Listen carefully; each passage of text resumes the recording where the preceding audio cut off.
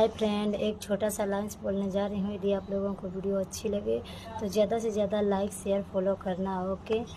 तो बिना आवाज़ के बिना आंसू के जो रोते हैं वो एक पिता होते हैं। बिना आवाज़ के बिना आंसू के जो रोते हैं वो एक पिता होते हैं।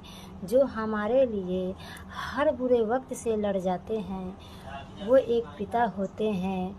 जो हमारी हर ख्वाहिश पूरा करते हैं वो एक पिता होते हैं।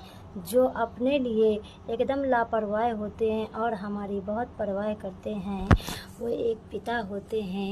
यदि वीडियो अच्छी लगे तो ज़्यादा से ज़्यादा लाइक शेयर ज़रूर करिएगा, ओके।